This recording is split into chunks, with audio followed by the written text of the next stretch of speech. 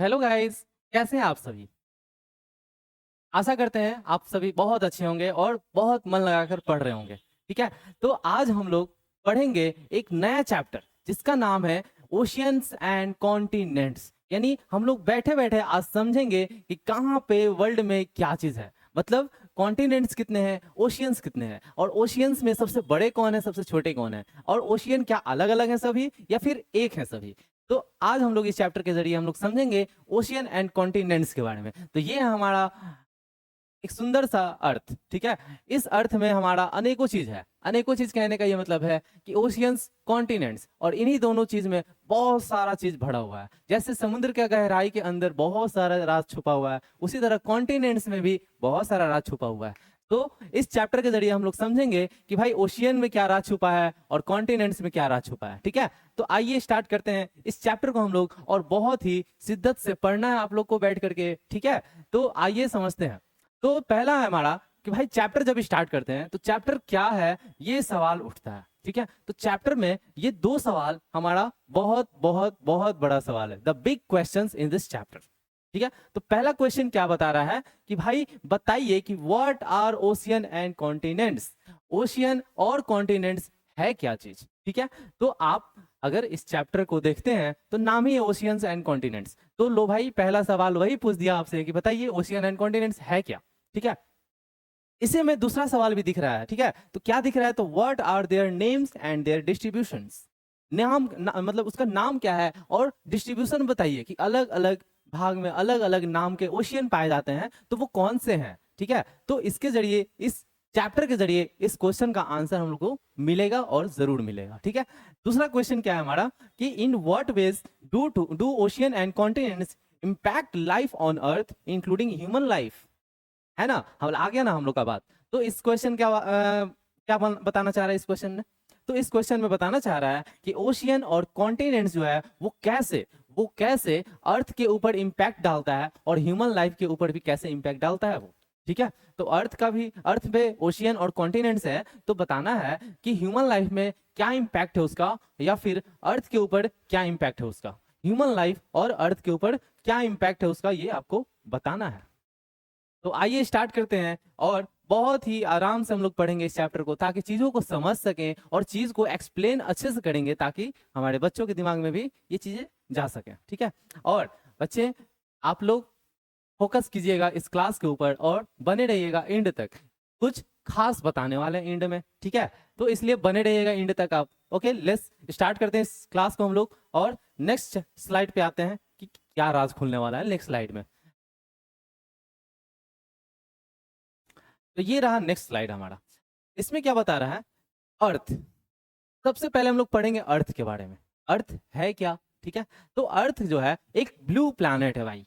दूर से देखोगे तो क्या है, वो एक ब्लू प्लैनेट है, जैसा कि हमने इस पिक्चर में देख रखा है। ब्लू, कितना सुंदर अर्थ दिख रहा है ना हमारा, ब्लू एकदम नीला सा। ठीक है।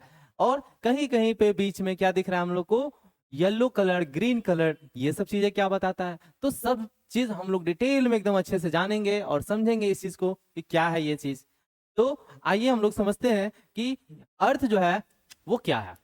तो इमेजिन करना है, इमेजिन कि being an astronaut looking at earth from space. Imagine कीजिए कि आप ब्रह्मांड में हो, यूनिवर्स में हो, और आप दूर से अर्थ को देख रहे हो। ठीक है। अर्थ इतना बड़ा साइज का दिख रहा है, तो बताइए आपको कैसा दिखेगा अर्थ, इमेजिन करके बताना है। ठीक है।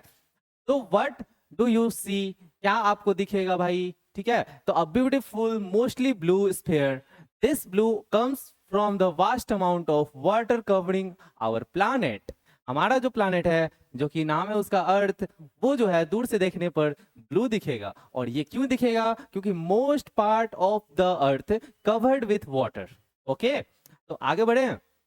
तो nearly 3/4 of the earth surface is water, earning it the nickname blue planet. तो 3/4, ये याद रखना है आप लोग को कि 3/4 पार्ट जो है, यानी थ्री, कहाँ गया इरेजर, हाँ, 3/4 यानी 4 में से 3 भाग जो है वो पानी है, सिर्फ और सिर्फ वाटर है। 4 भाग में से 3 भाग जो है सिर्फ वाटर है। अगर मान लेते हैं ये हमारा अर्थ है, तो इसको 4 भाग में तोड़ दो, इस 3 भाग में जो बोलेंगे क्या है हमारा, वाटर बोलेंगे। इस 3 भाग में है वाटर, और इस एक भाग में क्या है वो भी समझेंगे हम चीज। तो इस 3 भाग को मिला करके क्या बनेगा, वाटर बनेगा। इसी को बोलेंगे 3/4। ठीक है, क्लियर हो गया होगा आपको ये चीज। तो आगे बढ़ते हैं हम। आगे कह रहा है कि blue planet is not just about water. Blue planet, blue planet नहीं, but earth is not just about water. Earth जो है ब्लू तो दिखता है, वो ब्लू क्यों दिखता है, पानी की वजह से दिखता है, ये तो हम लोग को पता है। लेकिन वो ब्लू दिखता है पानी की वजह से, लेकिन सिर्फ पानी तो नहीं होगा वहां पे, क्योंकि अभी जस्ट मैंने बताया कि अर्थ पे ग्रीन भी दिख रहा है, येलो भी दिख रहा है, तो वो क्यों दिख रहा है, तो यहाँ पे ये लाइन यही कह रहा है कि नॉट अबाउट जस्ट वाटर। ठीक है, when viewed closely you can also spot brown areas representing land।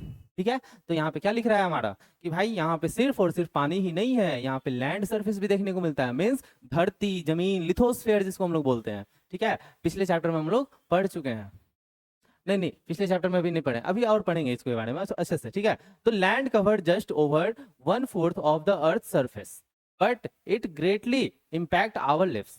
बोल रहा है कि लैंड सरफेस जो है वो 1/4 ऑफ द अर्थ सरफेस का पार्ट हमारा लैंड से सिर्फ घिरा हुआ है। ओके, तो जस्ट मैंने क्या बताया कि ये हमारा अगर अर्थ है तो 3/4 पार्ट जो है ये वाला, ये हमारा वाटर है, तो इसमें क्या आएगा, तो लैंड सरफेस आएगा। क्लियर हो गया ये चीज, यानी 1/4 है ना, 3/4 में से 3/4 जो है उसमें से 1 में से 3/4 को घटा देंगे, 1 में से 3/4 को घटा देंगे तो कितना आएगा, 4 एलसीएम हो गया इसका, 4 एलसीएम हो गया, और ये 4 1 4 -3, तो 4 -3 हो गया 1/4। 1/4 जो है ये हमारा क्या, अर्थ का लैंड सरफेस एरिया यानी लिथोस्फीयर। ओके, आगे बढ़ते हैं। But it greatly impact our lives. बोल रहा है कि यही चीज हमारे लाइफ में बहुत ज्यादा इम्पैक्ट डालता है, बहुत ज्यादा इम्पैक्ट डालता है। ठीक है, तो इसको समझते हैं। The largest water bodies are ocean covering 7/10 of earth. 7/10 यानी जो लार्जेस्ट वाटर बॉडीज है जिसको हम लोग ओशियन नाम दिए हैं। अब यहाँ पे आप समझ गए होंगे कि व्हाट इज ओशियन। तो the largest water bodies are called ocean, यानी अर्थ के ऊपर जो लार्जेस्ट वाटर बॉडीज हैं उसको ओशियन बोलेंगे। और ये चीज जो है कवर किए हुए 7/10 यानी 10 में से 7 भाग जो है, 10 में से 7 भाग, अगर इसको 10 भाग में तोड़ देते हैं कितना हुआ, 4, कितना हो गया, 2 2 4 2 6 और 4 10, तो 10 हो गया ये बॉक्स टोटल अर्थ का। तो बोल रहा है कि 10 में से 7 भाग यानी 1 2 3 4 5 6 7 8 ही हुआ। एक लाइन और ड्रॉ करना होगा ये ऐसे। ठीक है, तो 1 2 3 4 5 6 7, अब यहाँ पे ये सब को कलर कर देना है। तो ये कौन सा भाग हो गया हमारा, ये कौन सा भाग हो गया, ये है ओशियन का भाग, ओशियंस। यहाँ पे ओशियंस है, और सिर्फ 3 हिस्से में, 1 2 और 3, ये 3 हिस्से में क्या है हमारा, लैंड्स हो सकता है। ठीक है, तो 7/10 ऑफ द अर्थ, अर्थ का 7/10 पार्ट जो है वो क्या है, ओशियन है। while the largest land area are known as continents। Question था कि व्हाट इज कॉन्टिनेंट्स, तो यहाँ पे उसका भी आंसर मिल गया कि द क्या है, the largest land area are known as continents. यानी जो लार्जेस्ट एरिया है, छोटा सा एरिया का नहीं बात हो रहा है, पटना राजीव नगर ऐसा कुछ नहीं, बात हो रहा है लार्जेस्ट एरिया का। तो लार्जेस्ट एरिया कौन सा है हमारा, कॉन्टिनेंट्स है। लार्जेस्ट एरिया हो गया हमारा एशिया, यूरोप, आगे बात करें तो वो है हमारा कॉन्टिनेंट्स। ठीक है, आगे बढ़ते हैं, नेक्स्ट स्लाइड की तरफ चलते हैं और देखते हैं कि क्या राज खुलने वाला है। और यहाँ एक राज खुल गया, क्या है भाई, ये चीज बताना चाह रहा है कि the Indian navy emblems and its significance. Indian navy salute, तो इंडियन नेवी जो है उसके बारे में बोल रहा है। पहले इंडियन नेवी को सैल्यूट कर लेते हैं हम लोग, आगे बढ़ते हैं। और यहाँ पे लिख रहा है क्या कि इंडियन नेवी का जो एम्बल होता है ना, प्रतीक होता है, ठीक है, जो सिंबल होता है वो ऐसा होता है। पिक्चर में आप लोग क्लियर देख पा रहे होंगे कैसा होता है, ऐसा होता है। इसके ऊपर कुछ कुछ लिखा होता है, क्या लिखा होता है समझते हैं हम लोग। The emblem of the Indian navy carries the motto काम नो वरुणा। देखो ध्यान से समझना बच्चा, बच्चा लोग ध्यान से समझना, ये जो पार्ट है हमारा इसी में लिखा है क्या, शाम नो वरुणा। ठीक है, शाम नो वरुणा, शाम नो वरुणा। तो इसका मतलब क्या हो रहा है कि B auspicious to us, O Varuna, Varun देवता को नमन। और वरुण देवता क्या कहना चाह रहे हैं, वरुण देवता नहीं करना चाह रहे हैं, वरुण देवता को हम नमन कर रहे हैं और उनको थैंक यू बोल रहे हैं, ठीक है। क्योंकि हम लोग जो है समुद्र का भी पूजा करते हैं, रिवर का भी पूजा करते हैं, यानी वाटर बॉडीज का भी पूजा करते हैं। इसलिए जो है यहाँ पे हम लोग नेशनल ये नेवीज एम्बल के रूप में इसको यूज करते हैं और वरुण देव को थैंक यू बोलते हुए एम्बल पे उनको, मतलब ये संस्कृत लैंग्वेज है और थैंक यू बोल रहे हैं वरुण देव को, ठीक है। The phrases is praise to Varuna, a deity from Vedic tradition who is closely connected with the ocean, sky and water as a whole. Clear यहाँ पे। तो अर्थ के ऊपर जितने भी, जैसे होता क्या है ना, धरती हमारी माँ है तो धरती का भी पूजा होता है, उसी तरह हवा का भी एक तरह से पवन देव माना जाता है। पवन देव हमारे बजरंगबली जो है वो पवन पुत्र हैं, तो इसलिए पवन देव का भी पूजा होता है। तो ठीक उसी तरह समुद्र का बात करेंगे, ओशियंस का बात करेंगे, वाटर्स का बात करेंगे, तो इसमें किनका नाम आएगा, तो वरुण देवता का नाम आएगा और उनके थ्रू ही हम लोग ओशियन में मतलब होता है ना एक मान्यता प्राप्त। तो वही बात है यहाँ पे, ट्रेडिशन वैदिक कल्चर हमारा है, उसी में ये सब चीजें बताया गया है, ठीक है। क्या है, शाम नो वरुण, शाम नो वरुणा। इसका मतलब क्या हो गया कि हम आपके बहुत ही शुक्रगुजार हुए हैं, वरुण देवता ऐसा बोल रहा है, ठीक है। तो इंडियन नेवी एम्बल सही है। तो इसके बारे में क्वेश्चन आएगा तो आपको ये चीज लिखना है। अगर ये स्टेटमेंट दे देगा कि बताइए इसका मीनिंग क्या होगा, तो मीनिंग हो गया इसका क्या कि कहाँ गया मीनिंग इसका, हाँ ये रहा, which translate to be auspicious to us O Varuna, ठीक है। ये आपका मतलब हो गया इसका, और इसी को आपको क्या करना है, एग्जाम में लिखना है। मान लेते फिल इन द ब्लैंक्स में आ जाए, मान लेते ऑब्जेक्टिव में आ जाए, या फिर 1 मार्क्स में आ जाए, तो आपको ये चीज करना है। क्लियर हो गया यहाँ तक, आगे बढ़े। तो आगे हमारा the distribution of water and land on the अर्थ, मजेदार टॉपिक है, ध्यान से समझिएगा इस चीज को, ठीक है। तो मजेदार टॉपिक इसलिए बोला मैंने क्योंकि हमारे अर्थ पे लैंड का और अर्थ का, लैंड का और वाटर का डिस्ट्रीब्यूशन कैसे किया गया है और कहां कहां पे है, ये चीज हम लोग समझेंगे इस टॉपिक के जरिए, ठीक है। तो यहाँ पे बोल रहा है कि can you notice which continent has the most land in the northern hemisphere. Question पूछ दिया यहाँ पे कि क्या आप नोटिस किए हैं कि नॉर्दर्न हेमिस्फीयर में कौन सा लैंड सबसे बड़ा है, यानी कॉन्टिनेंट का बात कर रहा है, ठीक है। Which continent has the most land in the northern hemisphere, question है यहाँ पे। तो यस आई नो दैट, और आप भी जानते हैं ये चीज, और नहीं जानते हैं तो मैं आपको बताऊंगा क्या होगा इसका आंसर, ठीक है। तो the continent with the most land in the northern hemisphere is Asia, और एशिया में ही हम लोग रहते हैं, हमारा भारत रहता है, हमारा भारत बसा हुआ है, और सबके दिलों में भी बसा हुआ है भारत, ओके। तो यहाँ पे बात कर रहा है एशिया, तो एशिया जो है सबसे बड़ा कॉन्टिनेंट है हमारे नॉर्दर्न हेमिस्फीयर का। हेमिस्फीयर का बात करा जाए तो मैप के जरिए हम लोग समझते हैं कि हेमिस्फीयर क्या होता है। तो देखेंगे कहाँ गया, अच्छा ठीक है, मैप नहीं लिया है मैंने, देख लेंगे आगे चलकर मैप आएगा उसमें देख लेंगे हेमिस्फीयर क्या होता है। वैसे फर्स्ट चैप्टर में हेमिस्फीयर मैंने बता चुका है, आप पिछले वीडियो को देख लीजिए, chapter 1 of this subject is geography, okay. Next, तो यहाँ पे बात कर देंगे नॉर्दर्न हेमिस्फीयर में हमारा कौन सा सबसे बड़ा कॉन्टिनेंट है, तो एशिया। हियर व्हाई, ऐसा क्यों है भाई, तो so if you look at a map you all see that Asia takes up a big portion of the northern hemisphere। तो ऐसा इसलिए है कि नॉर्दर्न हेमिस्फीयर का भाग जो है, नॉर्दर्न हेमिस्फीयर का जो पार्ट है, मान लेते हैं कि ये है हमारा अर्थ, और अर्थ पे ये है हमारा इक्वेटर, और इक्वेटर के ऊपर वाला पार्ट को बोलते हैं नॉर्दर्न हेमिस्फीयर, और नीचे वाले को साउदर्न हेमिस्फीयर। और इसी में बोल रहा है कि एशिया का सबसे ज्यादा पार्ट है हमारा कहाँ पे, नॉर्दर्न हेमिस्फीयर में। साउदर्न हेमिस्फीयर का थोड़ा सा भाग ले लेता है एशिया, लेकिन हम लोग बोलेंगे कि एशिया कहाँ पे है, तो नॉर्दर्न हेमिस्फीयर में है, ठीक है। क्लियर। तो यहाँ पे बात कर रहा है कि एशिया जो है बिग पोर्शन लिए हुए किसका, नॉर्दर्न हेमिस्फीयर का, यानी नॉर्दर्न हेमिस्फीयर में सबसे ज्यादा एशिया है, ठीक है। आगे बढ़ते हैं, नेक्स्ट स्लाइड की तरफ चलते हैं और समझते हैं चीजों को और अच्छे से। तो एशिया जो है, एशिया का बात कर रहे थे क्योंकि कॉन्टिनेंट में अगर घुस गए हैं अब हम लोग कॉन्टिनेंट के अंदर, तो कॉन्टिनेंट में सबसे पहले एशिया का नाम आएगा, क्योंकि सबसे बड़ा और सबसे ज्यादा पॉपुलेशन वाला एरिया है हमारा कौन, एशिया। तो समझते हैं इसको। तो Asia is the largest continent, Asia is the largest continent on the earth, covering more land area and then any other continents. Clear हो गया यहाँ तक चीजें। अब देखिए, मैंने तो पढ़ लिया, समझा देता हूं आप, ठीक है। तो एशिया जो है वो लार्जेस्ट कॉन्टिनेंट है हमारे पूरे वर्ल्ड का, ठीक है, अर्थ के ऊपर, और कवर करता है बहुत ज्यादा एरिया, लैंड एरिया, और जिसके वजह से इसको सबसे बड़ा कॉन्टिनेंट बोला जाता है, ठीक है। और अदर कॉन्टिनेंट्स जो है जितने भी, वो सब इससे छोटे हैं, ठीक है, इससे छोटे हैं, इसलिए सबसे बड़ा कॉन्टिनेंट है हमारा एशिया। ये पहला सवाल आपके दिमाग में जाना चाहिए कि अगर क्वेश्चन आता है कि which continent is the largest continent on the earth, is Asia. ठीक है, कौन सा कॉन्टिनेंट हो गया? तो एशिया। सबसे बड़ा कॉन्टिनेंट कौन सा पूछेगा क्वेश्चन में? तो बोलेंगे एशिया। अब बात करेंगे लोकेशन का, तो it stretches across a huge part of northern hemisphere from the middle east to Middle Asia. ठीक है, तो हम लोग बात करेंगे कि भाई जो एशिया है वो कितना पार्ट कवर किए हुए है भाई। लोकेशन अगर बात कर लें तो देख लेते थोड़ा लोकेशन। लोकेशन, हाँ आ गया मेरा मैप।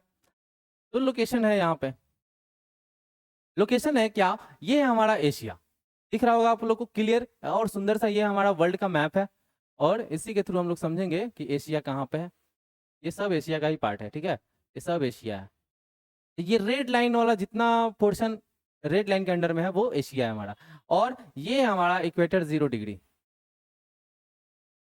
Equator 0 degree.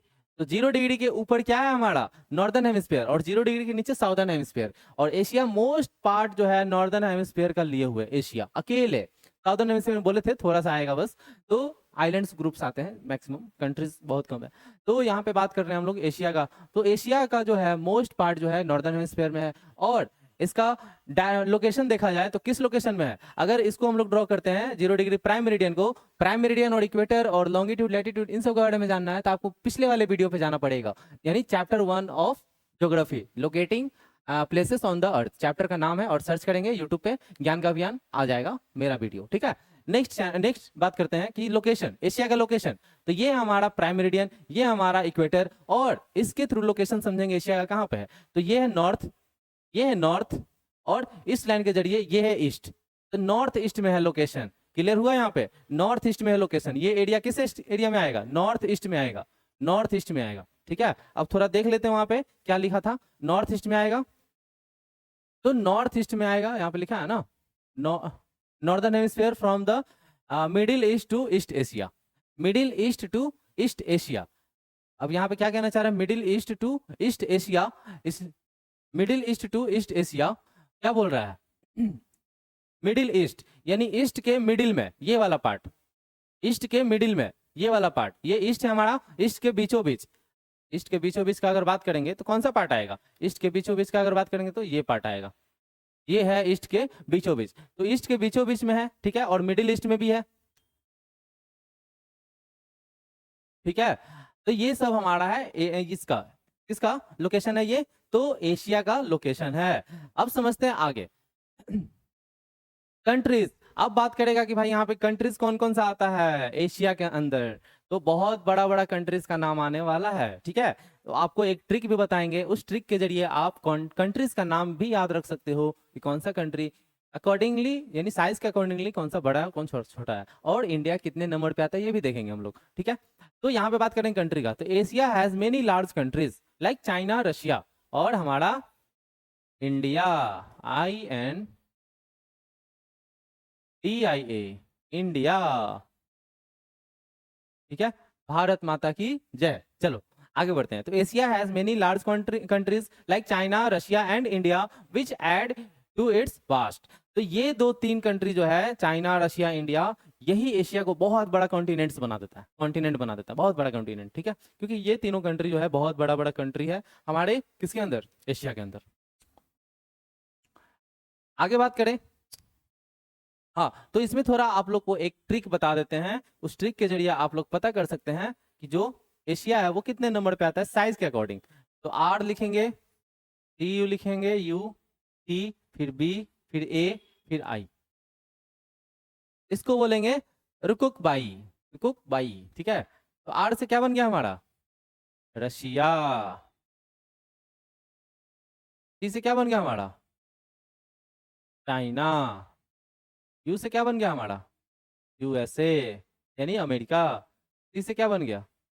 एक सेकंड, चाइना यहाँ नहीं आएगा, ये आएगा हमारा कनाडा। ये है हमारा सी से चाइना, और ये है बी से ब्राजील, और ये ए से है ऑस्ट्रेलिया, ऑस्ट्रेलिया, और ये हमारा सुंदर सा देश इंडिया। इंडिया। ठीक है, तो ये आपको ट्रिक याद रखना होगा, RCUCBAI, रुकुक बाई, रुकुक बाई। ठीक है, तो क्लियर हो गया। यहाँ पे अगर पूछेगा लोकेशन कहाँ है इसका, किसका, एशिया का, तो क्या बोलेंगे, middle east, middle east and east Asia, northern hemisphere. ठीक है, मिडिल ईस्ट और ईस्ट एशिया, मिडिल ईस्ट और ईस्ट एशिया। चलिए इसको थोड़ा क्लियर कर देते हैं, ये जो आप लोग कंफ्यूज हो रहे होंगे यहाँ पे कि ये क्या है भाई, तो बता देते हैं। यहाँ पे इसको इरेज करते हैं, इसको स्क्रीनशॉट ले लो आप। ठीक है, इसको इरेज करते हैं हम। तो ये है हमारा अर्थ। ठीक है, ये है प्राइम मेरिडियन 0 डिग्री और ये है इक्वेटर 0 डिग्री, और हमारा एशिया आता है इधर। तो क्या मैप ले लेते हैं ना, मैप से ही समझ जाएंगे। ये रहा मैप हमारा। तो देखो ये रहा हमारा प्राइम मेरिडियन 0 डिग्री और ये रहा इक्वेटर। ठीक है, तो प्राइम मेरिडियन 0 डिग्री और ये रहा इक्वेटर, तो इस एरिया में है। तो मिडिल ईस्ट किसको बोलेंगे, अभी जस्ट बताए थे हम कुछ देर पहले कि मिडिल ईस्ट ये वाला एशिया एरिया हो गया, क्योंकि ये है लाइन हमारा, इधर है ईस्ट और इधर है वेस्ट, तो ये है मिडिल ईस्ट। ठीक है, ईस्ट के बीच वाला पार्ट, और ईस्ट में यानी ये वाला पार्ट कहाँ है, ईस्ट में है, इधर वेस्ट है तो इधर ईस्ट है। ठीक है, और ये तो टोटली नॉर्दर्न हेमिस्फीयर में है ही, तो क्या है हमारा ये एरिया, कौन सा एरिया में आ जाएगा, मिडिल ईस्ट और ईस्ट, मिडिल ईस्ट और ईस्ट। क्लियर हो गया होगा अब कोई डाउट नहीं रहा होगा। तो आगे बढ़ते हैं, अब पढ़ेंगे किसके बारे में, distribution of water on earth. Important topic है, ध्यान से समझिएगा इस चीज को। ठीक है, तो यहाँ पे लिखा है हमारा कि distribution of water on earth, तो northern hemisphere this part of earth has more land compare to water. Northern hemisphere में क्या है कि सबसे ज्यादा लैंड सरफेस है। अगर बात करेंगे किससे, वाटर और लैंड के बीच कंपेयर करेंगे कि सबसे ज्यादा क्या है वहां पे, नॉर्दर्न हेमिस्फीयर में सबसे ज्यादा क्या है, इस एरिया में सबसे ज्यादा क्या है, तो बात करेंगे तो क्या आएगा, इस एरिया में सबसे ज्यादा क्या है तो क्या आएगा, ये हमारा नॉर्दर्न हेमिस्फीयर, और इस एरिया में सबसे ज्यादा है हमारा लैंड। लैंड जो है वो ज्यादा है वाटर से। ठीक है, लैंड जो है ज्यादा है वाटर से, किस एरिया में, नॉर्दर्न हेमिस्फीयर में। ठीक है, क्लियर हो गया। तो नॉर्दर्न हेमिस्फीयर में पूछेगा क्वेश्चन कि सबसे ज्यादा क्या पाया जाएगा, तो लैंड या वाटर, तो क्या बोलेंगे, लैंड पाया जाएगा। क्लियर, तो लैंड पाया जाएगा। अब बात करेंगे साउदर्न हेमिस्फीयर का डिस्ट्रीब्यूशन का, तो क्या होगा, ये थोड़ा पॉइंट समझ लेते। The earth water and land are not evenly distributed between the northern and southern hemisphere. तो वही चीज यहाँ पे लिखा है कि साउदर्न हेमिस्फीयर में और नॉर्दर्न हेमिस्फीयर में इक्वली डिस्ट्रीब्यूशन नहीं है हमारे लैंड और वाटर का, इसलिए दोनों को समझना जरूरी है। क्लियर, तो distribution of land on earth. ठीक है, लैंड का देख लेते हैं डिस्ट्रीब्यूशन, तो यहाँ पे क्या बोल रहा है कि साउदर्न पार्ट जो है उसमें जो है वाटर का जनसंख्या ज्यादा है, जनसंख्या कह रहे हैं क्वांटिटी ज्यादा है, वाटर का क्वांटिटी ज्यादा है एज कंपेरिजन लैंड। ठीक है, तो ये चीज याद रखना है कि साउदर्न हेमिस्फीयर में ज्यादा क्या है, तो वाटर है। क्लियर, क्वेश्चन आएगा कि नॉर्दर्न हेमिस्फीयर में लैंड ज्यादा है या फिर वाटर ज्यादा है, तो क्या बोलेंगे, लैंड ज्यादा है नॉर्दर्न हेमिस्फीयर में। साउदर्न हेमिस्फीयर में पूछेगा कि क्या ज्यादा है, तो क्या बोलेंगे, वाटर ज्यादा है। क्लियर हो गया ये चीज। अब यहाँ थोड़ा ग्राफ के जरिए हम लोग समझते हैं चीजों को। जैसे ये देखिए लैंड डिस्ट्रीब्यूशन, लैंड डिस्ट्रीब्यूशन नहीं, वाटर डिस्ट्रीब्यूशन, वाटर डिस्ट्रीब्यूशन है ये। ठीक है, तो वाटर डिस्ट्रीब्यूशन में सबसे टॉप पे आता है हमारा ओशियन, सबसे ज्यादा कवर किए हुए एरिया, ओशियन अकेले राज कर रहा है पूरे धरती के ऊपर। ओशियन, ओशियन कितना परसेंट है भाई, तो 97% है। ओशियन कितना परसेंट है, 97%, 97% हमारा ओशियन है। ठीक है, ओशियन है 97%, ये पूरा वाटर का ग्राफ है। ठीक है, और 97 है ओशियन, और फ्रेश वाटर है हमारा 3%, फ्रेश वाटर है हमारा 3%, 3% हमारा फ्रेश वाटर है। ठीक है, फ्रेश वाटर। अब इसी फ्रेश वाटर में फिर से डिवीजन हुआ है, किस चीज का, तो आइस कैप कितना है, ग्लेशियर कितना है, ये सब चीजों का भी फ्रेश वाटर में भी ये सब चीजें देखा जाता है कि फ्रेश वाटर में किन किन फॉर्म में फ्रेश वाटर है हमारा, तो आइस कैप है, ग्लेशियर है। ठीक है, उसी तरह आइस कैप ग्लेशियर कितना परसेंट है, तो 79% है। कितना परसेंट है, 79% है आइस कैप और ग्लेशियर। उसी तरह 79 के अलावा क्या है हमारा, 20% ग्राउंड वाटर है, 20% ग्राउंड वाटर है, 20% ग्राउंड वाटर है। फिर 20% के अलावा कितना बच गया, 1%, तो 1% क्या है, easily accessible surface fresh water, जो हम लोग पानी का यूज करते हैं, फ्रेश वाटर जो मिलता है वो अर्थ के ऊपर, वो 1% है। 1% किसका है, ये 3% का 1% है। अब ये मत समझ लेना कि 100% का 1% है। ठीक है, ये है 3% का 1%, और 3% का 79% जो है वो आइस कैप है, और 3% का 20% जो है वो क्या है, ग्राउंड वाटर है, जिसको हम लोग चापाकल के जरिए, ट्यूबवेल के जरिए, या फिर समरसेबल जो हम लोग मोटर वगैरह लगाते हैं घर के अंदर पानी के लिए, तो वो है हमारा ग्राउंड वाटर का पानी, जो कि 20% है 3% का, ठीक है, 3% का। ठीक उसी तरह ये जो है हमारा easily accessible surface fresh water 1%। अब 1% में क्या क्या आता है समझते हैं। तो 1% में हमारा सबसे ज्यादा आता है लेक, 52% आता है लेक, 52% क्या आता है, लेक आता है 52%। ठीक उसी तरह सॉइल मॉइस्चर, यानी सॉइल के अंदर भी तो नमी होता है ना, नमी जो पानी का क्वांटिटी होता है ना, उसी को मॉइस्चर बोला जाता है, नमी बोला जाता है, तो वो भी है 38%। सॉइल में मॉइस्चर कितना है, 38%, ठीक है। और एटमोस्फेयर का बात कर लेंगे तो 8% है, टोटल 8% एटमोस्फेयर में अवेलेबल है हमारा वाटर, 8% अवेलेबल है, ठीक है। और रिवर्स का बात कर लेंगे तो 1%। तो ऐसे जो है डिस्ट्रीब्यूशन हुआ है हमारा, कितने अलग अलग रूप में है पानी का, देख रहे हो ना, कितना कम पानी है हमारे लिए सिर्फ यूज के लिए। सोचो, फिर भी इतना ज्यादा जनसंख्या को कंट्रोल कर लेता है ये वाटर का परसेंटेज।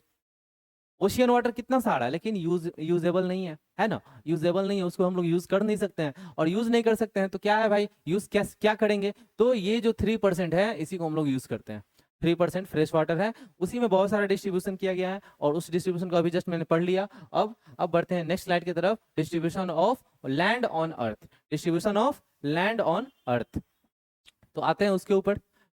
तो distribution of land on earth, तो क्या लिखा है यहाँ पे कि the earth distribution of land on earth, southern hemisphere में सबसे ज्यादा क्या पाया जाएगा, लैंड पाया जाएगा, अभी जस्ट मैंने बताया। अब ये यहाँ पे हम लोग समझते हैं कि ये लैंड डिस्ट्रीब्यूशन कैसे हुआ है। तो लैंड डिस्ट्रीब्यूशन में सबसे ज्यादा पोर्शन है हमारा किसका, हायर टेरेसेस का, यानी हाईलैंड्स का, माउंटेन्स का, इन सब चीजों का। तो सबसे ज्यादा परसेंटेज आता है उन लोगों उसका, ठीक है, किसका, हाई माउंटेन्स का, इन सब का डिस्ट्रीब्यूशन में। तो माउंटेन आ जाएगा, माउंटेन्स आ जाएगा, सबसे ज्यादा परसेंटेज में माउंटेन्स आ जाएगा सबसे ऊपर, माउंटेन्स, ठीक है।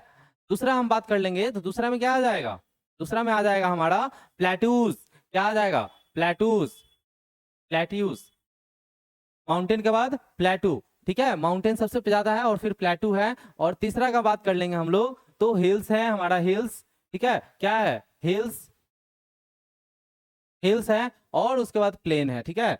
तो ऐसे जो है डिस्ट्रीब्यूशन हुआ है, प्लेन एरिया, उसके बाद है प्लेन है, ग्रासलैंड है, ये सब एरिया है। तो ऐसे जो है डिस्ट्रीब्यूशन हुआ है हमारे किसका, लैंड का। लैंड डिस्ट्रीब्यूशन अलग अलग फॉर्म में है, क्योंकि अलग अलग फॉर्म में हमारा लैंड है, माउंटेन है, प्लेटू है, हिल्स है, प्लेन है, डेजर्ट एरिया भी है। तो ये सब चीजों को मिला करके हमारा क्या आ जाता है, टोटल लैंड डिस्ट्रीब्यूशन काउंट हो जाता है, ठीक है। आगे बढ़े तो नेक्स्ट स्लाइड में आता है हमारा अंडरस्टैंडिंग द मैप। अब देखिए, मैप को समझना इसलिए जरूरी है ताकि आप चीजों को लोकेट कर सको, जान सको कि कौन सा चीज कहाँ पे है, कॉन्टिनेंट्स कहाँ पे है, ओशियंस कहाँ पे है, ठीक है। तो इसलिए इसको हम लोग समझेंगे आज इस मैप के जरिए। The map above provide a view of the earth from above the north pole and the south pole, ठीक है। तो आप लोग इस दोनों पिक्चर को देख रहे होंगे। इस पिक्चर में क्या दिख रहा है, एक में ये चीज अलग दिख रहा है और दूसरे में ये चीज अलग दिख रहा है। तो ये क्या है भाई, तो ये है हमारा साउथ पोल का मैप, और इधर वाला है हमारा नॉर्थ पोल का मैप। ये है साउथ पोल का मैप और ये है नॉर्थ पोल का मैप, ठीक है। तो साउथ पोल में क्या दिख रहा है, ये वाला पार्ट है भाई येलो वाला, बाकी जो है ग्रीन, ये ब्लू है, ये सिर्फ पार्ट येलो है और बाकी का पार्ट ग्रीन है। तो ये है हमारा कौन सा पार्ट, तो ये है अंटार्कटिका का पार्ट, अंटार्कटिका का पार्ट है ये, ठीक है। आगे पढ़ेंगे इसको, अच्छे से समझेंगे अंटार्कटिका के बारे में। तो अंटार्कटिका है, और नॉर्थ पोल में ये वाला पार्ट क्या है, ऊपर वाला पार्ट है आर्टिक ओशियन की तरफ का, आर्टिक ओशियन की तरफ का। समझेंगे आर्टिक ओशियन कहाँ पे। तो यहाँ पे बता रहा है कि भाई यहाँ पे नॉर्थ पोल और साउथ पोल दिया है। In this map the blue areas represent the ocean, blue area क्या रिप्रेजेंट कर रहा है, ओशियन को रिप्रेजेंट कर रहा है, ठीक है। Which include smaller water bodies like seas, bays and gulf. अब ये तीन चीज नया क्या आ गया, ठीक है बच्चा पार्टी, ये तीन चीज नया क्या दिख गया, अब इसको समझेंगे हम लोग तीन चीज क्या है ये। तो ये तीनों चीज को हम लोग अच्छे से समझेंगे, ठीक है। तो यहाँ पे अब खुल गया हमारा ये इंडिया का मैप, इंडिया का अगल बगल का लोकेशन, और ये छोटा सा सुंदर सुंदर फूल है ना लोटस का। चलो आगे बढ़ते हैं। और ओशियन, सबसे पहला टॉपिक हमारा ओशियन। ओशियन क्या है कि बहुत बड़ा वाटर बॉडीज है, ठीक है, salt water that cover most of the earth surface, यानी नमक जो है ज्यादा पाया जाता है हमारे ओशियन के अंदर, इसीलिए उसको सॉल्टी वाटर भी बोलते हैं और सेलीन वाटर भी बोलते हैं। क्या बोलते हैं, सेलीन वाटर, सैलीन मतलब नमकीन, खारापन, ये सब चीज। तो saline water most part of the earth surface covered है किससे? ओशियन से, ये हम लोग जान चुके हैं। अब समझेंगे ये चीज को, ये चीज क्या है भाई। यहाँ पे एक नया वर्ड आप लोग को दिख रहा होगा, ये मैंने अलग से लिया है ताकि इन सबको आपको समझा सकें, ठीक है। तो ये चीज अलग इसलिए है क्योंकि क्रिक का, अब देखिए एक पिक्चर मैं ड्रॉ करता हूं, इस पिक्चर के जरिए हम लोग समझेंगे, ठीक है।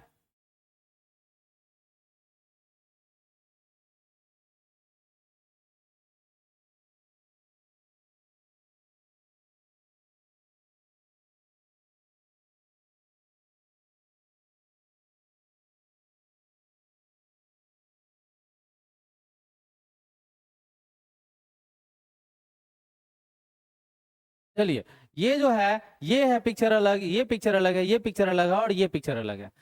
पिक्चर तो नहीं है, नहीं बोल सकते इसको, इसको नॉर्मल लाइन बोल सकते हैं, है ना, लाइन ड्रॉ किया मैंने। तो ये जो है क्या बताता है, इसमें थोड़ा सा कम गैप है और इसमें थोड़ा ज्यादा गैप है, इसमें बहुत ज्यादा गैप है और इसमें कोई गैप ही नहीं है। ये तो पूरा ऐसे हाथ खोल लिया हुआ है ना, एक ऐसे है, ठीक है, और एक थोड़ा ऐसे हो गया है, और एक थोड़ा ऐसे हो गया है, और एक पूरा ऐसे हो गया है, ठीक है। तो यही चीज हम लोग समझना चाह रहे हैं कि ये जो पार्ट पोर्शन है इसको क्या बोलेंगे, थोड़ा सा गैप है। ये थोड़ा सा जो गैप है इसके बीच में क्या है भाई, तो वाटर है, ठीक है। क्या है, वाटर है, इसमें वाटर है, क्लियर। यहाँ पे वाटर है हमारा, इसमें वाटर है। तो वाटर क्यों है भाई, तो ये जो है ओशियन के किनारे वाला पार्ट है, ठीक है, ओशियंस के कोस्टल पार्ट है, ठीक है। और उसमें क्या करता है ना, ओशियन अपना प्रेशर लगा करके, धक्का दे दे करके एक जगह बना लेता है, और छोटा सा जगह, पतला सा जगह क्या कहलाता है, क्रिक कहलाता है।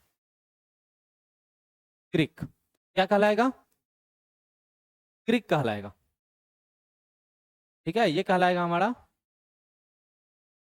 क्रिक, ये कहलाएगा क्रिक।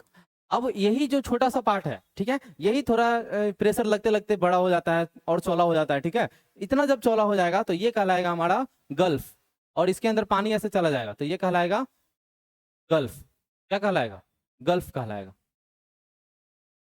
गल्फ, ठीक है, गल्फ कहलाएगा। अभी हम लोग समझेंगे एग्जांपल के थ्रू, गल्फ कहलाएगा। उसी तरह यही थोड़ा सा चौड़ा पार्ट जो है और चौड़ा हो जाता है, ठीक है, और चौड़ा हो जाता है, और चौड़ा होकर के इधर और पानी घुस जाता है, और पानी घुस करके अपना और जगह बना लेता है, तो ये कहलाएगा बे। क्या कहलाएगा, बे, बे कहलाएगा, BAY, बे, ये कहलाएगा बे। और यही चौड़ा जो है पूरा और चौड़ा हो जाता है, पूरा हाथ खोल लेता है, तो क्या कहलाएगा, बीच कहलाएगा। क्या कहलाएगा, बीच, गोवा वाला बीच, गोवा वाला बीच, ठीक है। तो ये जो है हमारा क्या कहलाएगा, बीच। तो यहाँ आप लोग समझ गए होंगे कि एक छोटा सा पार्ट, एक छोटा सा पार्ट, और एक और बड़ा पार्ट, उससे भी बड़ा पार्ट, और उससे भी बड़ा पार्ट, इन सब का नाम अलग अलग है और प्रोसेस वाइज बना है सबका सब, ठीक है। अब यहाँ एग्जांपल के थ्रू समझते हैं, ठीक है। तो क्रिक किसको बोलेंगे, तो very small extension of the ocean partially enclosed by land, एक वेरी कम कम जगह लिए हुए है। और ये जो है ना मेरा हाथ, ये लैंड सरफेस है और बीच में जगह खाली हो गया है पानी की वजह से, तो ये चीज जो है हमारा क्रिक कहलाएगा। पतला सा एक लैंड जोन बना हुआ है, ठीक है, स्मॉल एकदम एरिया में। और गल्फ, इसके बाद क्या था, गल्फ, गल्फ क्या कहलाएगा भाई, गल्फ क्या कहलाएगा, large area of the sea partially enclosed by land typically larger than bay. यानी एक सेकंड, मैंने यहाँ थोड़ा सा कंफ्यूज कर दिया, इसको गल्फ बोलेंगे और इसको बे बोलेंगे, ठीक है, इसको गल्फ बोलेंगे और इसको बे बोलेंगे, इसको हम लोग क्या बोलेंगे, बे बोलेंगे, और इसको गल्फ बोलेंगे, ठीक है। तो बे हो गया, गल्फ हो गया, ठीक है। और इससे थोड़ा सा बड़ा होगा ना तो क्या कहलाएगा, सीज कहलाएगा। बे और सीज लगभग सेम ही होता है, ठीक है, ये दोनों लगभग सेम ही होता है। देखते हो ना, अरेबियन सी और बे ऑफ बंगाल लगभग चौड़ाई में थोड़ा सा सेम ही होता है, ठीक है। थोड़ा थोड़ा इसमें ज्यादा है, इसमें कम है, और इसमें थोड़ा ज्यादा है, ठीक है। अब समझेंगे ये सब चीजें अलग अलग से। तो यहाँ पे बात कर रहे थे हम लोग, यहाँ पे बात कर रहे हैं हम लोग सीज के बारे में। Smaller extension of the ocean partially enclosed by land, ठीक है, एक स्मॉलर एक्सटेंशन होता है ओशियन का जो कि लैंड के थ्रू बटा होता है, इधर लैंड और बीच में पानी, ठीक है, क्रिक से थोड़ा ज्यादा। अब बे की तरफ आते हैं तो broad inlet of the sea where the land curve inward, तो यहाँ पे थोड़ा सा ब्रॉड हो जाता है, चौड़ा हो जाता है, ठीक है। तो यहाँ पे क्या बोलेंगे हम इसको, क्या बोलेंगे, बे बोलेंगे।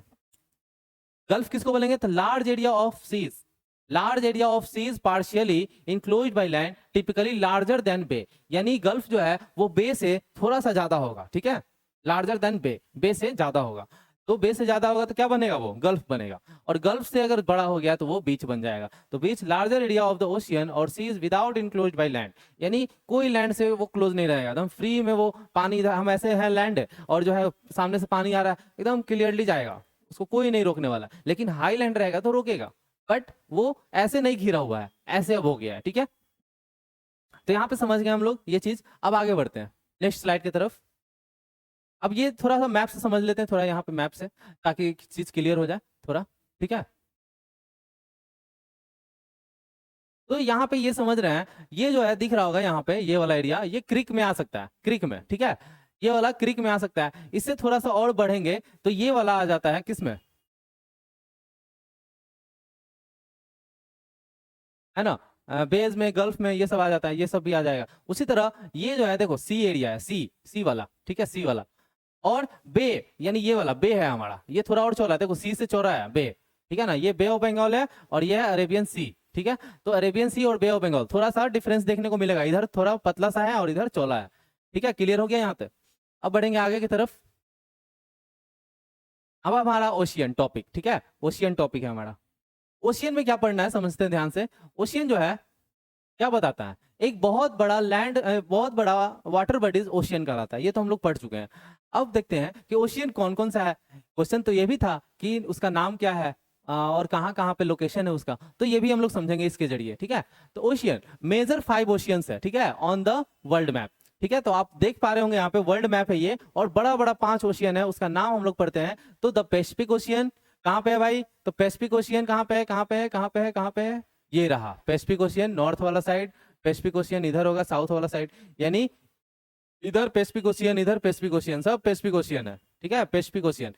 तो पैसिफिक ओशियन हो गया। अटलांटिक ओशियन कहाँ है भाई, तो ये रहा अटलांटिक ओशियन, ये वाला पोर्शन, ठीक है, अटलांटिक ओशियन हो गया, ठीक है। अटलांटिक ओशियन ये वाला पोर्शन है। उसके बाद है हमारा इंडियन ओशियन। इंडियन ओशियन वाला कहाँ है भाई, इंडियन ओशियन, इंडियन ओशियन कहाँ दिख रहा है, तो ये वाला दिख रहा है इंडियन ओशियन, ठीक है, ये वाला पोर्शन है इंडियन ओशियन। क्लियर। तो इंडियन ओशियन के बाद है हमारा कौन सा, आर्टिक ओशियन। आर्टिक ओशियन कहाँ मिलेगा, नॉर्थ पोल साइड में आर्टिक ओशियन, आर्टिक ओशियन इधर है, ठीक है, आर्टिक ओशियन। अब है लास्ट हमारा साउदर्न ओशियन, इसको अंटार्कटिका ओशियन के भी नाम से जानते हैं, अंटार्कटिक ओशियन। तो साउदर्न ओशियन कहाँ पे है, ये वाला पार्ट है साउदर्न ओशियन, ठीक है, साउथ पार्ट में एकदम, नॉर्थ पोल, साउथ पोल के साइड, साउथ पोल के साइड, ठीक है। तो ये था हमारा ओशियन, ओशियन का नाम था ये। अब नाम के नाम तो जान गए, अब थोड़ा सा अलग अलग इसका थोड़ा प्रॉपर्टीज जान लेते हैं कि ओशियन का काम क्या क्या है अलग अलग। तो even though we talk about this ocean as if they are separate, अगर हम लोग बात कर लें कि भाई नाम हम लोग जो दिए हैं, क्या नाम वो अलग अलग है, तो हाँ भाई अलग अलग है। तो क्या वो नाम के हिसाब से वो अपना बॉर्डर भी शेयर करता है, बॉर्डर भी शेयर करता है, मतलब वो बटा हुआ है क्या, बीच में कुछ और चीज है तो ऐसा कुछ नहीं है, ठीक है, ऐसा कुछ नहीं है, सेपरेट नहीं है। तो the lines that divide them on the map are just man made. तो जो हम लोग लाइन बनाए हैं कि ये अटलांटिक ओशियन है, ये पैसिफिक ओशियन है, तो वो बस एक मैनमेड लाइन ड्रॉ नहीं किया, मतलब इमेजिन कर लिए कि यहाँ से ये पैसिफिक ओशियन है इधर, और इधर आर्टिक ओशियन है, और इधर अंटार्कटिका है, और इधर अटलांटिक ओशियन है, ऐसे ऐसे इंडियन ओशियन है जो है अलग अलग डिवाइड कर दिए हैं। ये मैनमेड है, इंसानों ने बनाया है ये चीज। तो in reality the ocean are connected and water flow freely between them, है ना। हम लोग क्या कर रहे थे, तोड़ रहे थे एक दूसरे को कि भाई अटलांटिक ओशियन अलग है, इंडियन ओशियन अलग है, अटलांटिक ओशियन अलग है, पैसिफिक ओशियन अलग है, पैसिफिक ओशियन अलग है, साउदर्न ओशियन अलग है। लेकिन नहीं, वो सब एक ही हैं।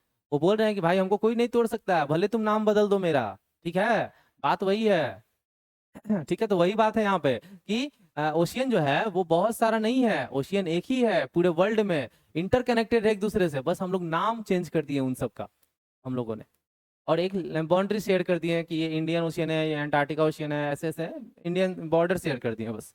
तो रियलिटी में क्या है, वो एक ही है, कनेक्टेड है एक दूसरे से। क्लियर। आगे बढ़े।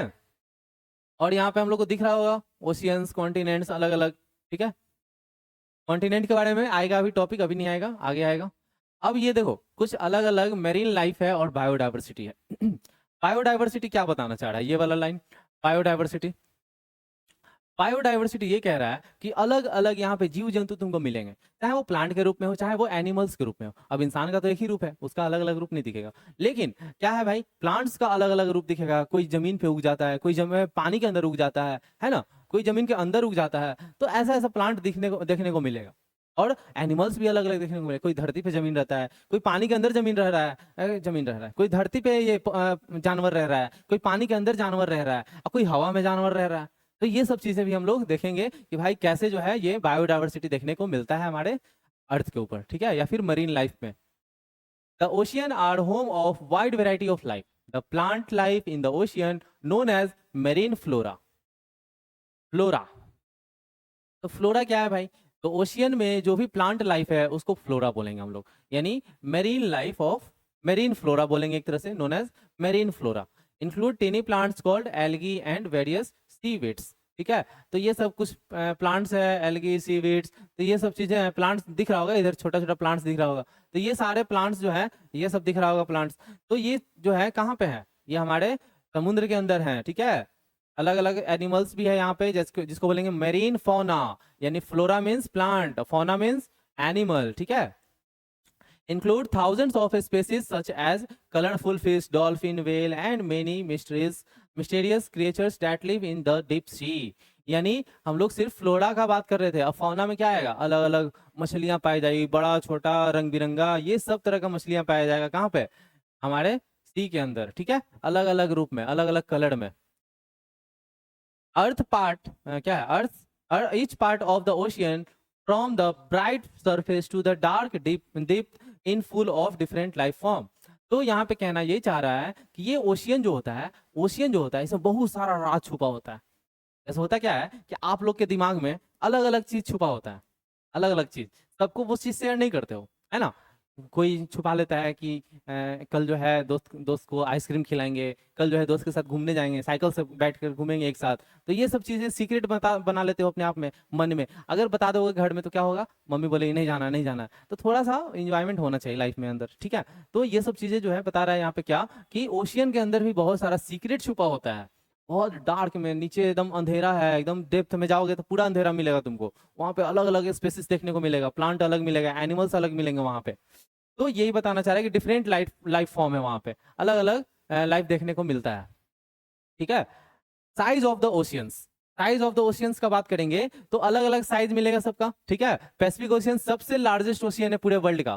Pacific ocean largest ocean, largest of the 5 oceans. पांचों ओशियन में सबसे लार्जेस्ट कौन है? पैसिफिक ओशियन है। उसके बाद है तो अटलांटिक ओशियन है। और इंडियन ओशियन जो कि हमारे देश के नाम पे पड़ा है भाई, हमारा एक देश जो है उसके नीचे आता था, सबसे बड़ा, सबसे ज्यादा कोस्टल एरिया हमारा इंडिया से शेयर करता था इंडियन ओशियन, इसलिए उसका नाम पड़ गया इंडियन ओशियन, ठीक है। सबसे ज्यादा एरिया शेयर करता था कौन? सबसे ज्यादा एरिया शेयर कौन करता था? इंडिया। किससे? इंडियन ओशियन से, यानी ओशियन वहां पे जो था ना, कोस्टल एरिया, सबसे ज्यादा शेयर करता था, इसलिए उसी के नाम पे हमारा इंडियन ओशियन का नाम पड़ गया। क्लियर? तो इंडियन ओशियन जो है थर्ड लार्जेस्ट हमारा क्या है? ओशियन है, with the southern ocean being the fourth. और उसके बाद वाला तो है फोर्थ पे कौन आएगा? Southern ocean. यानी फर्स्ट पे पैसिफिक ओशियन, सेकंड पे अटलांटिक ओशियन, है ना, अटलांटिक ओशियन पैसिफिक ओशियन के बाद। और थर्ड पे हमारा इंडियन ओशियन, फोर्थ पे हमारा साउदर्न ओशियन। तो लास्ट कौन बच गया? अब आप कमेंट में बताओगे कि लास्ट कौन सा बच गया। तो लास्ट है हमारा आर्टिक ओशियन, जो कि सबसे छोटा है, एकदम मिनी मिनी ओशियन बोलेंगे आर्टिक ओशियन को, यानी सब ओशियन में सबसे छोटा, ठीक है। Smallest of the 5 ocean is Arctic ocean. यानी साइज अगर बात करेंगे तो साइज के रूप में हम लोग को पता चल गया कि कौन सा ओशियन कितना बड़ा है और कौन सा छोटा है। तो यहाँ पे आप देख पा रहे होंगे कि ये हमारा पैसिफिक ओशियन सबसे बड़ा, इधर वाला एरिया पूरा, और ये अटलांटिक ओशियन, ये वाला पूरा, ये वाला पूरा एरिया अटलांटिक ओशियन है हमारा। अटलांटिक ओशियन सेकंड पे, और थर्ड पे हमारा ये इंडियन ओशियन, ठीक है, ये वाला पार्ट। और फोर्थ पे हमारा है साउदर्न ओशियन, ये वाला पार्ट, पतला सा पार्ट है, नैरो सा। और सबसे छोटा ये है हमारा आर्टिक ओशियन। अच्छा, कहीं से दिख रहा है आप लोग को कहीं से कि अलग है? तब तो कनेक्टेड है ना, इधर से ये कनेक्टेड है, इधर से ये कनेक्टेड है, इधर से ये कनेक्टेड है, इधर से ये कनेक्टेड है, इधर से ये कनेक्टेड है, सब एक दूसरे से कनेक्टेड है। तो कैसे हम लोग बांट देंगे? अलग अलग कैसे हो जाएगा? सब कनेक्टेड है, सारा ओशियन एक दूसरे से कनेक्टेड है, बस नाम अलग अलग है, ठीक है। कैसे? हम भारतीय सारे इंडियंस एक दूसरे से कनेक्टेड है। कैसे? तो सिटीजनशिप के रूप में, कि यहाँ के नागरिक है भाई, सबका आधार कार्ड, पैन कार्ड सबका बनता है, सबका बैंक में खाता खुलेगा, तो सब लोग एक ही है, इंडियन है, बट नाम सबका अलग अलग होगा। कोई रोहन है, कोई रोहित है, कोई प्रिया है, कोई सौम्या है, कोई अमन है। अमन मैं हूँ, ठीक है, अमन मैं ही हूँ, ठीक है। तो अमन हो गया, यहाँ पे सब सबका नाम अलग होता है लेकिन सब एक ही है। तो ओशियन समझ गए हम लोग। मेरीन लाइफ समझ गए और साइज ऑफ द ओशियन भी समझ गए। अब समझते हैं understanding the boundaries of the Indian ocean. अब देखो भाई, इंडियन ओशियन के बारे में ही क्यों पढ़ना है, इंडियन ओशियन के बारे में ही क्यों पढ़ना है, क्योंकि सबसे ज्यादा बाउंड्री शेयर हम लोग का इंडिया करता है इंडियन ओशियन से सबसे ज्यादा। तो इसलिए बात करेंगे कि इंडियन ओशियन जो है, यहाँ पे इंडियन ओशियन जो है ये किन किन से बाउंड्री शेयर करता है, इसका बाउंड्री यानी नॉर्थ में कौन है, साउथ में कौन है, ईस्ट वेस्ट में कौन है। तो ये सब चीजें हम लोग समझेंगे कि इंडियन ओशियन के आजू बाजू बाउंड्रीज में कौन है। तो बात करेंगे, Indian ocean is bordered by Asia to the north side. North में क्या है हमारा, एशिया। नॉर्थ में क्या है, एशिया। इधर एशिया पार्ट आ जाएगा, एशिया, ठीक है, जिसमें इंडिया भी आ जाएगा, एशिया का ही पार्ट है इंडिया, ठीक है, एशिया, नॉर्थ में एशिया। अफ्रीका जो है वो किधर है, वेस्ट में है। अफ्रीका किधर है, इधर है अफ्रीका, अफ्रीका इधर है, ठीक है, अफ्रीका। इंडियन ओशियन है, उसके वेस्ट में अफ्रीका। और ईस्ट में बात कर लेंगे तो ऑस्ट्रेलिया, इधर इधर कौन है, तो ऑस्ट्रेलिया है, ठीक है, ऑस्ट्रेलिया, ऑस्ट्रेलिया। चलो अब क्लियर करते हैं, नॉर्थ में कौन है, नॉर्थ में कौन है, तो एशिया। वेस्ट में कौन है, वेस्ट में कौन है, वेस्ट में कौन है, अफ्रीका। और ईस्ट में कौन है, ऑस्ट्रेलिया, ईस्ट में ऑस्ट्रेलिया। तो अफ्रीका, ऑस्ट्रेलिया और ऊपर में एशिया। क्लियर यहाँ तक। The south it is connected to the southern ocean. और साउथ का बात करेंगे कि साउथ में कौन है, तो साउदर्न ओशियन है। ओशियन, ओशियन अभी पढ़े थे ना, तो साउदर्न ओशियन। वेस्ट में साउदर्न, साउथ में साउदर्न ओशियन, साउथ में साउदर्न ओशियन। अब मैप के जरिए समझते हैं, ये हमारा इंडियन ओशियन। क्या है, इंडियन ओशियन। ये इंडियन ओशियन के डायरेक्शन का बात करेंगे तो ऊपर में कौन है, इधर कौन है, नीचे कौन है, और इधर कौन है। तो ये है हमारा एशिया, इधर एशिया दिख रहा है, इधर अफ्रीका दिख रहा है, नीचे क्या दिख रहा है, साउदर्न ओशियन दिख रहा है, यही सारा पार्ट है इधर साउदर्न ओशियन का, साउदर्न ओशियन। और इधर कौन है, ऑस्ट्रेलिया दिख रहा है, ओशियानिया, ऑस्ट्रेलिया, ओशियानिया। ठीक है, क्लियर हो गया। इंडियन ओशियन का बॉर्डर पूछेगा तो बता दोगे आप लोग, इंडियन ओशियन का बॉर्डर पूछेगा तो बता दोगे आप लोग, क्लियर। इंडियन ओशियन का बॉर्डर पूछेगा ईस्ट वेस्ट नॉर्थ साउथ तो बता दोगे आप लोग, डाउट क्लियर। अगर बता दोगे तो कमेंट में यस लिखो, यस यस सर बता देंगे, या फिर लाइक करके हम लोग हमको बता सकते हो। मैं जान जाऊंगा लाइक के जरिए कि आप लोग जान गए हो। यस सर मैं जान चुका हूं कि इंडियन ओशियन का बॉर्डर कौन कौन शेयर करता है। ठीक है, चलो अब आगे बढ़ते हैं। नेक्स्ट टॉपिक है हमारा, on either side of India there are two important part of the Indian ocean. ठीक है, हमारा इंडिया जो है, देख लेते हैं इस मैप के जरिए। इंडिया जो है वो दो छोटा छोटा ओशियन से डिवाइड हो गया है। इस लैंड फॉर्म के जरिए जो है, इस लैंड फॉर्म के जरिए जो है क्या हुआ, इंडियन ओशियन जो है ये पूरा इंडियन ओशियन हो सकता था अगर ये एरिया नहीं रहता तो इस लैंड फॉर्म के जरिए क्या हो गया, ये दो भाग में बट गया ओशियन, एक इधर और एक इधर। ठीक है, ये दो भाग में बट गया, एक इधर और एक इधर। तो इधर वाले पार्ट को क्या बोलेंगे, अरेबियन सी, और इधर वाले पार्ट को बे ऑफ बंगाल। ठीक है, तो यही चीज हम समझाना चाह रहे हैं। तो यहाँ पे भी वही चीज बता रहा है कि जो आइदर साइड है इंडिया के, there are two important parts of the Indian ocean, the Arabian sea lie in the west और bay of Bengal lie in the east. यानी ईस्ट में है अरेबियन सी, ये है हमारा अरेबियन सी, ये है वेस्ट में, अरेबियन सी कह रहे हैं, ये है हमारा bay of Bengal, bay of Bengal, और ये हमारा अरेबियन सी, और ये हमारा इंडिया। तो इंडिया जो है वो दो भाग में इंडियन ओशियन को बांट दिया है, नीचे वाला पार्ट, और ये अरेबियन सी और इधर बे ऑफ बंगाल। ये हमारा वेस्ट और ये हमारा ईस्ट। याद रखना है ये चीज को कि वेस्ट में कौन सा वाई सी है, तो बे ऑफ बंगाल या फिर अरेबियन सी बोलेंगे। ठीक है, जो भी है वो बोलेंगे। क्लियर यहाँ तक। तो यहाँ तक हम लोग समझ गए कि साइज ऑफ द ओशियन क्या है, इंडियन ओशियन का बाउंड्री क्या क्या है, साथ में इंडिया का वेस्ट साइड ईस्ट साइड में क्या है, वो चीज समझ गए हम लोग। अब आगे बढ़ते हैं, ocean and disaster, tsunami.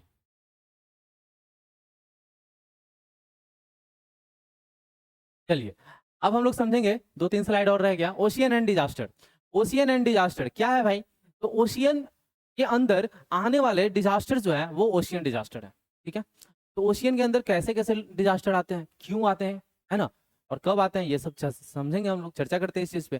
Cloud and rain, ocean में क्या होता है भाई, क्लाउड एंड रेन। सबसे पहले बहुत बड़ा बड़ा क्लाउड बन गया, बारिश हो रहा है ओशियन के अंदर, बहुत अंधाधुंध बारिश हो रहा है, इतना ज्यादा कि समझ नहीं मतलब देख भी नहीं पाओगे वैसा बारिश।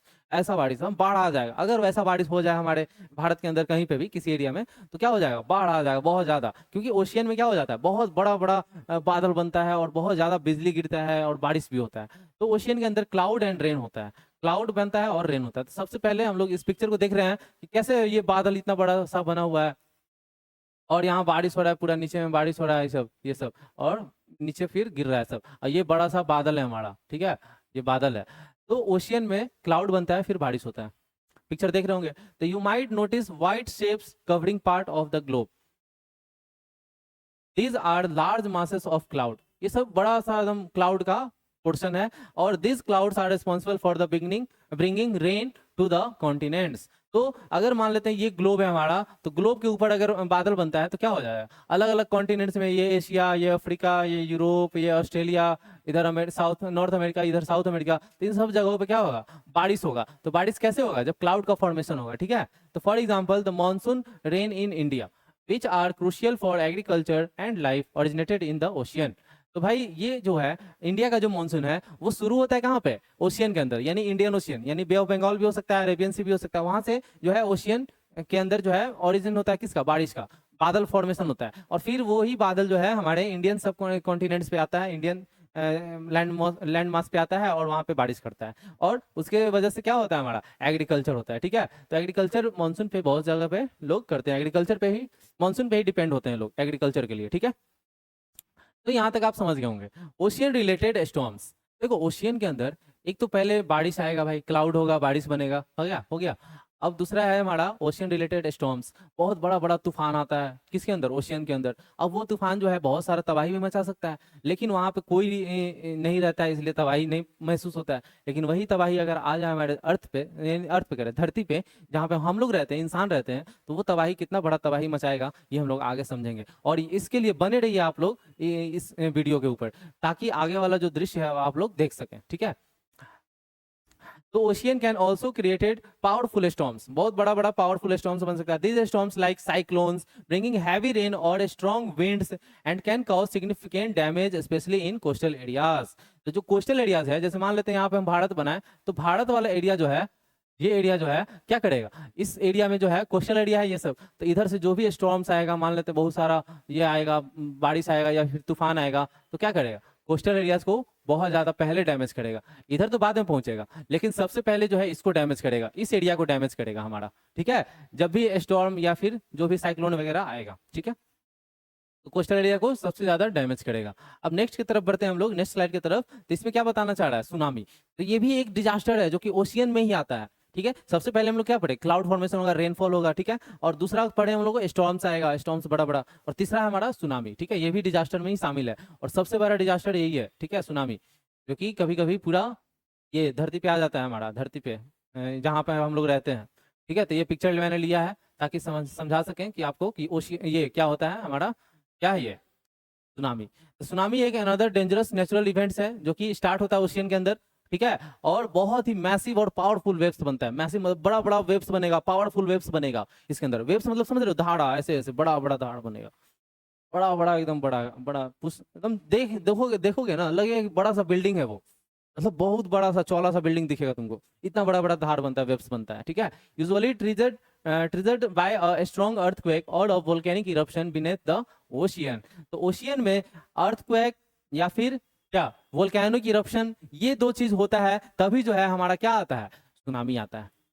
दो चीज क्या होगा, अर्थक्वेक या फिर वोल्केनो इरप्शन, ये दो चीज होगा, वोल्केनिक इरप्शन या फिर अर्थक्वेक, तब सुनामी आता है, ठीक है। जब प्लेट्स हिलता है तो ऊपर का पानी जो है बड़ा बड़ा वेव्स बनाने लगता है, ठीक है। तो यही चीज जो है हमारा क्या कर देता है, बहुत सारा ये कर देता है, ठीक है। आगे बढ़ते हैं। Tsunami can travel over long distances and flood coastal areas leading to widespread destruction. तो सुनामी जो है वो क्या करता है, बहुत ज्यादा बहुत ज्यादा ट्रैवल करता है, दूर तक, एकदम दूर तक ट्रैवल करेगा, लॉन्ग डिस्टेंस लेगा और बाढ़ ला सकता है कोस्टल एरियाज के अंदर, बहुत ज्यादा वाइड स्प्रेड डिस्ट्रक्शन कर सकता है, बहुत दूर तक जो है बर्बाद कर सकता है चीजों को, ठीक है। उसी में से एक हमारा एग्जाम्पल है, ठीक है, बहुत सारा एग्जाम्पल है, एक कौन सा एग्जाम्पल है भाई, समझते हैं ध्यान से। यहाँ पे ये सुनामी है हमारा, बहुत बड़ा वेव बना है यहाँ पे, और वेव बन करके जो है इधर कोस्टल एरियाज की तरफ बढ़ रहा है और ये सारा डिस्ट्रॉय करेगा, खत्म कर देगा जब भी आएगा, ठीक है। ये सुनामी 2004 में आया था। तो यही है हमारा आज का मेन टॉपिक जो कि हम लोग को पढ़ना है, ठीक है। यही है मेन टॉपिक।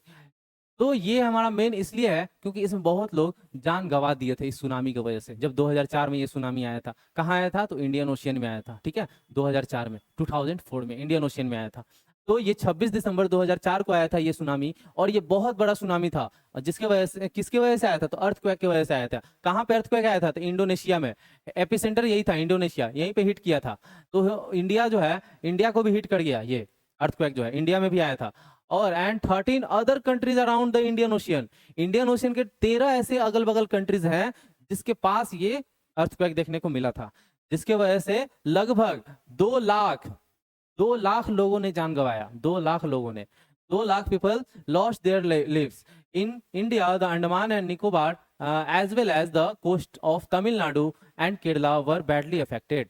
तो भाई अंडमान निकोबार और भी हमारा तमिलनाडु, जितना भी कोस्टल एरियाज में है इंडिया, कोस्टल एरियाज इंडिया का जो है वो सारा तबाह हो गया था, मतलब बहुत ज्यादा डैमेज किया था, ठीक है।